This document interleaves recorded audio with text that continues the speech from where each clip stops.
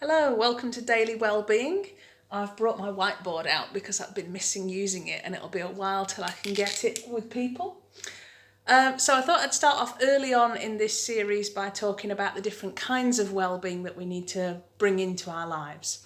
So broadly speaking, there's 4 types and there's things we can do in each area to look after ourselves. So the first one is thinking about our physical well-being. So this is to do with the body. And things that you can do here to keep yourself well are think about how much sleep you need. Maybe set up a routine for your sleep. It can be difficult when a lot of the routines have gone out the window, but it will rejuvenate your body better. Be mindful about what you're eating. Again, I know we're restricted, we perhaps are just working on what there is, but eating more slowly or having meals together with the people in your household can really help. Finding opportunities to exercise. Now we're perhaps, again, limited by what we can do out of the house, but in the house there's a lot of great resources for yoga, Pilates, there's the PE lessons every morning online if you're interested in that. And also finding ways just to relax.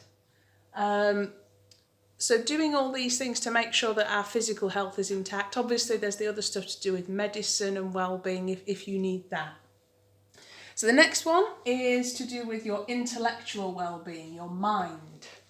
And that can be things like spending some time reading, perhaps learning something new. Now, a lot of people have a bit more time on their hands, they're not commuting, so what we can do with that is, I've always wanted to learn how to do that.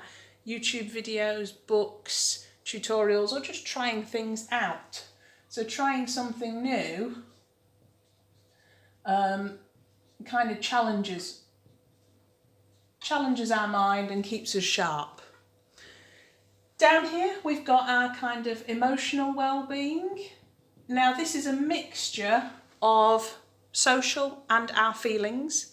So as far as you can, connect with people. Now I use the word connect loosely, that might be digitally connecting rather than touching, social isolation and all that. But just finding opportunities to be with people however you can, but also connecting, kind of feeling close to people who maybe you weren't normally connected with. So for a lot of us, we're feeling connection to the NHS workers or the supply chains involved with food. It's taking time to really listen to yourself and others is a good way of managing emotions. Sometimes we're in such a fast world that we're not listening deeply. And then finding ways to express ourselves.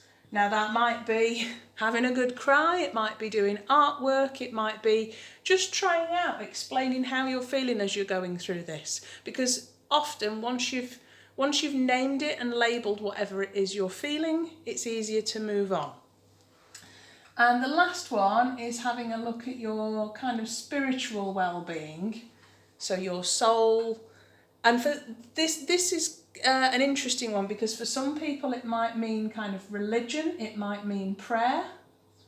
But for other people it's not religious at all, it's very much about meditation or reflection, those moments of quiet where you can just kind of be with yourself and experience your inner world.